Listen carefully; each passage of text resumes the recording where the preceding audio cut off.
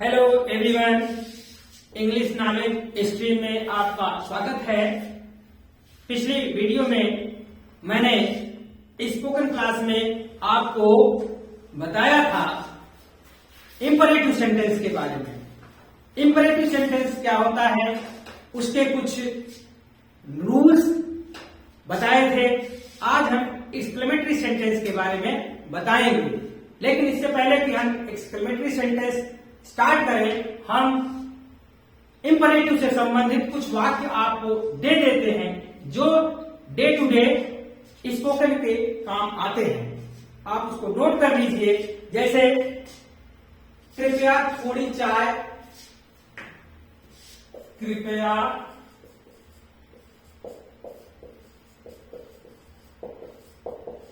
थोड़ी चाय पी कर जाइए।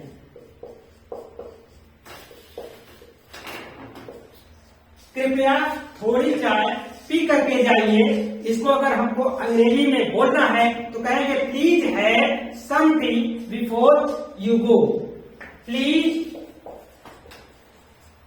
Have something before you go. और अगर आपको बोलना है हो सके तो मेरा एक काम कर दीजिए।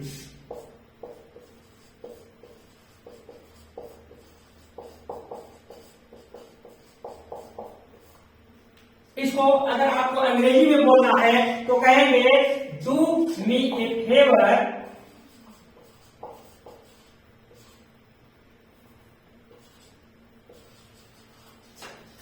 If possible. इस तरह से अगर हमको कहना है कि थोड़ी और चाय लीजिए, थोड़ी और चाय लीजिए,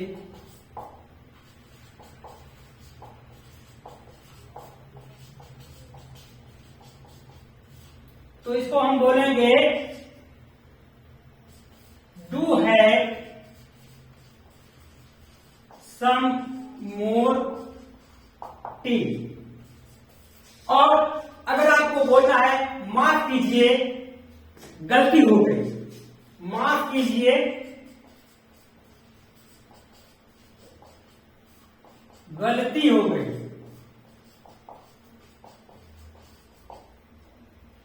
excuse me it is by mistake. तो अगर आपको कहना है कि जरूर आइए लेकिन जल्दी ही चले जाइए, जरूर आइए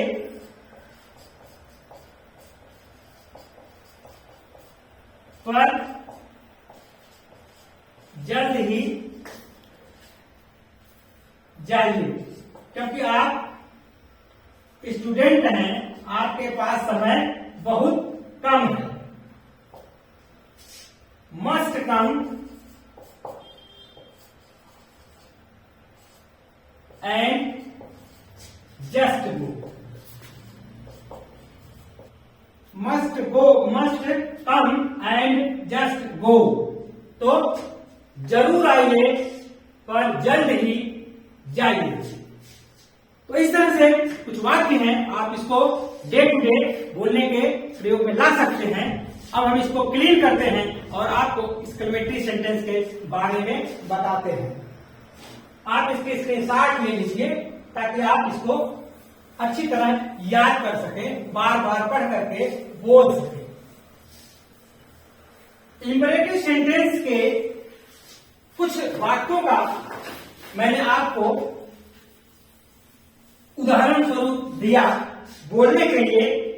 अब हम आपको अगला सेंटेंस जो बोलने के काम में आता है, सडन स्ट्रांग फीलिंग को एक्सप्रेस करने के लिए जो वाक्य प्रयोग में आता है उसको कहते हैं एक्सक्लेमेटरी सेंटेंस।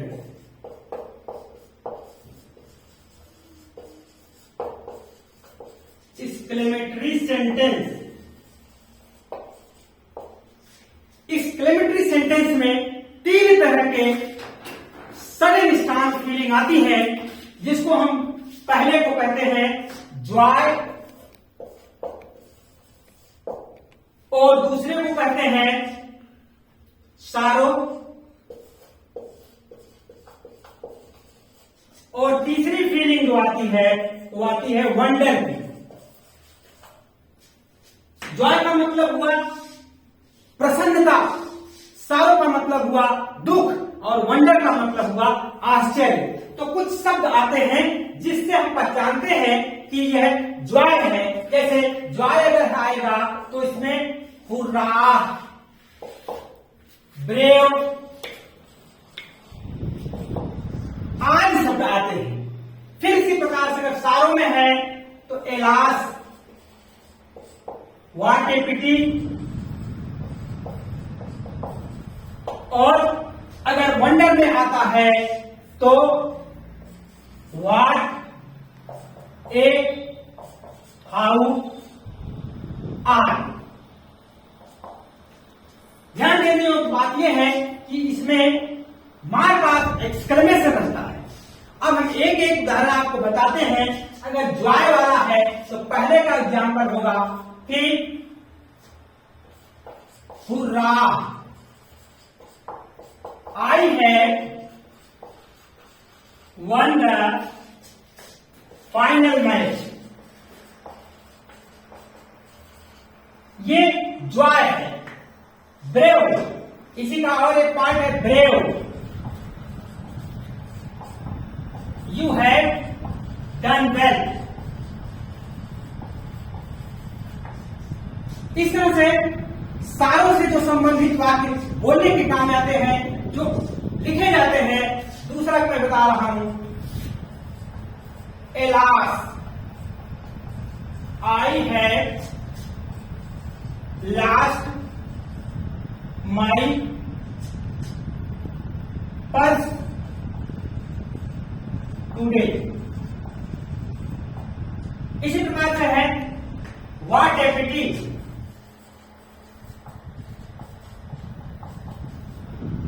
कितने दुख की बात है। The old lady had last her only son. इस तरह से तीसरा वंडर वाला जो वाक्य होता है उसको उदाहरण जो होता है कि how beautiful the road is. इसका एक उदाहरण और है, what a nice sentence he said. तो ये एग्जाम्पल्स है एक्सक्लेमेटरी सेंटेंस के जो स्पोकन के काम में आते हैं। और ध्यान दीजिए, इसका प्रयोग आपको डायरेक्ट इनडायरेक्ट नरेशन में भी देखने को मिलेगा। आप अच्छी तरह से इसको पढ़े रहेंगे तो बोलने में और ग्रामर में जब नरेशन पढ़ाएंगे तो उसमें भी ये बात काम आएंगे। इसकी आप स्क्रीनशॉट ले लीजिए, हम इसको प्ले करते हैं। एक्सक्लेमेटरी सेंटेंस के बाद जो और एक सेंटेंस होता है उसको भी हम बता देते हैं, फिर हम आगे शुरुआत करते हैं। अगला जो सेंटेंस होता है उसको ऑप्टेटिव कहते हैं। ऑप्टेटिव सेंटेंस, ऑप्टेटिव सेंटेंस इच्छा सूचक ये वाक्य होता है। इसमें भी चार तरह के वाक्य पाए जाते हैं, चार तरह के इसमें सेंस निकलते हैं, चार तरह के बातों को इसमें कही जाती है। जैसे पहला है प्रार्थना, प्रार्थना यानी प्रेयर, प्रेयर भगवान से, गॉड से। दूसरा है ब्लेस। ब्लेस माने होता है आशीर्वाद। और तीसरा है कर्स। कर्स माने अभिशाप। और चौथा है विश, शुभकामना। ये 4 तरह के सेंटेंस इस ऑब्जेक्टिव यानी इच्छा सूचक वाक्य में पाए जाते हैं, जिसका प्रयोग हम बोलने में और लिखने में करते हैं। और यह नरेशन में भी जब पढ़ेंगे आप तो उसमें भी यह काम आएगा। अब jैसे प्रेयर है तो इसका मैं एग्जाम्पल दे रहा हूं। पहले का एग्जाम्पल है कि may God grant you long life. इसका मतलब हुआ कि भगवान आपको दीर्घायु बनाए। यहां भगवान से प्रार्थना की जा रही है। और एक बात ध्यान दीजिए, इस सेंटेंस में मे का प्रयोग हमेशा होगा। अब दूसरा है bless. May you get a son. May you get a son, भगवान आपको पुत्र दे। ये आशीर्वाद दिया जा रहा है, इसलिए इसमें आपको यह ब्लेस है।